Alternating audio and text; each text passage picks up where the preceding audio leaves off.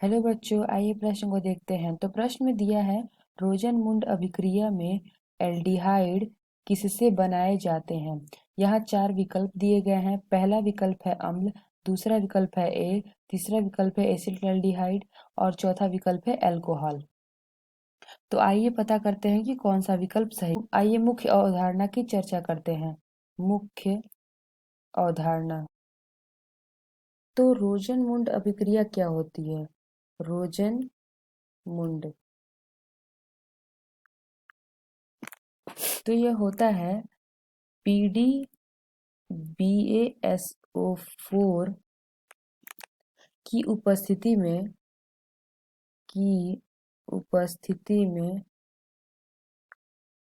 उपस्थिति aldehyde acid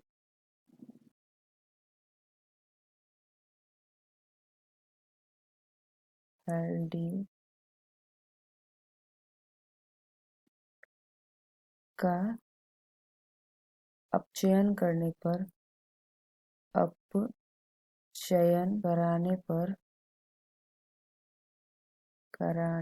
पर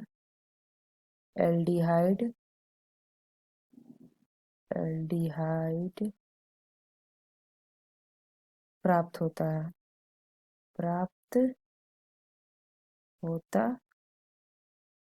है। तो क्या दिया है, PdBaSO4 की उपस्थिति में एसिड हैलाइड का अपचयन कराने पर एल्डिहाइड प्राप्त होता है। प्रश्न में हम सब तो आइए हम उदाहरण से समझते हैं। तो यह जो एसिड हाइलाइड है, यह क्या होता है, RCOX। ये हमारा क्या है, एसिड हाइलाइड। ये हमारा क्या हो गया, एसिड हाइलाइड। तो ये हो गया एसिड हैलाइड। तो ये जो हमारा R दिया गया है, ये हमारा क्या है, एल्काइल है। एल्काइल यह क्या होता है, CH3C2H5। और यह जो हमारा X दिया गया है, यह हमारा क्या है, हैलोजन है। तो ये X क्या है, हैलोजन। यह क्या होता है हमारा, फ्लोरीन, क्लोरीन, ब्रोमीन, आयोडीन। तो यह जो हमारा R है, इसकी जगह हम लेते हैं एथाइल, और ये जो हमारा X है, इसकी जगह हम लेते हैं क्लोरीन। तो आइए देखते हैं कि BaSO4 क्या होता है, वैसे कार्य क्या होता है रोजनमुंड अभिक्रिया में। तो ये हो गया हमारा BaSO4। तो ये क्या कार्य करता है, ये क्या होता है, यह क्या होता है, यह गंधहीन होता है। यह गंधहीन गंधहीन होता गंधहीन होता है, जल में विलय होता है। जल में विलय होता है। तो ये जो हमारा पीडी है, यह क्या है, यह एक प्रबल अपचायक है। तो ये हमारा जो पीडी है, पीडी यह क्या है, प्रबल अपचायक है। प्रबल पीडी क्या है, हमारा प्रबल अपचायक है। प्रबल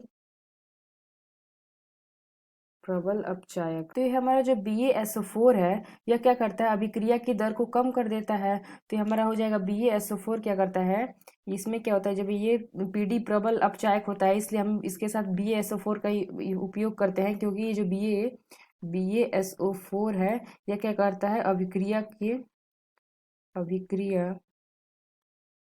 अभिक्रिया की दर को कम कर देता है। अभिक्रिया की दर को क्या कर देता है, कम कर देता है। जो हम तब लिख सकते हैं कि जो BaSO4 है, BaSO4 यह उत्प्रेरक विष की तरह कार्य करता है।